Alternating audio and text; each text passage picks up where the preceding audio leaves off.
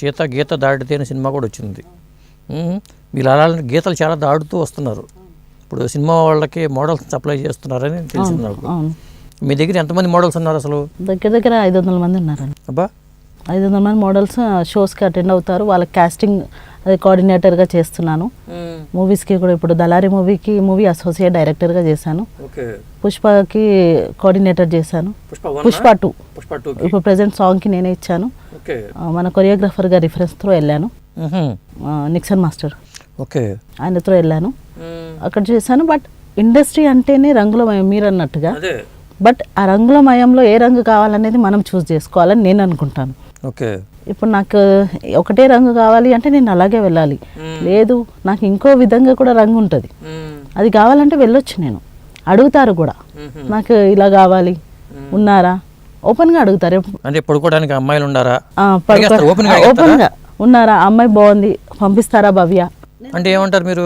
నేను ఒకటే చెప్తా, లేదండి మీరు తను క్లోజ్ అయితే మీ ఇష్టం, నేను మాత్రం నా పర్సనల్గా నేను ప్రొవైడ్ చెయ్యను, అది నాకు అగైనెస్ట్. ఎందుకు? మీరు డబ్బులు సంపాదించుకోవచ్చు కదా. అంటే నేను ఒక అమ్మాయిని కదండి, అమ్మాయి వెళ్ళినప్పుడు నేను నా అమ్మాయిలాగా ఫీల్ అవుతాను. సో నేను వెళ్ళలేను.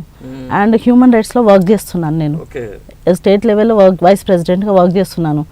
పర్సనల్గా అమ్మాయిని ఒక రెస్పాన్సిబిలిటీ ఉంది హ్యూమన్ రైట్స్లో. సో ఆ పని చేయడానికి మనసు ఒప్పుకోవాలి. మనసు ఒప్పుకోలేదు, ఇంకా ఒప్పుకోదు కూడా.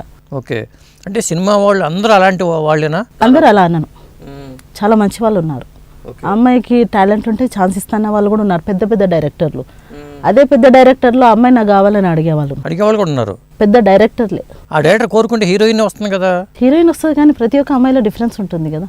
ఓకే, అందరూ సమంత కాలేరు, అందరూ ఐశ్వర్య రాయ్ కాలేరు కదా. చిన్న అమ్మాయిలు చిన్నగా ఏ రాయిన ఒకటి కదా పుల్లలు కొట్టుకోవడానికి అలా చూడరు కదా. ఇప్పుడు ఇంట్లో భార్య ఉన్నా కానీ బయట అమ్మాయికి లైన్ వేస్తున్నామంటే డిఫరెన్స్ ఉంటేనే కదా. అలాగా ఇప్పుడు అందరూ ఐశ్వర్య రాయ్ లాగా ఉండరు, కొంతమంది కల్పన రాయ్ లాగా కూడా ఉంటారు. అవును, ఇప్పుడు ఐశ్వర్య రాయ్కి వాళ్ళ అభిషేక్ బచ్చన్ గారికి వైఫ్ అండ్ హస్బెండ్, ఆ రిలేషన్ వేరు.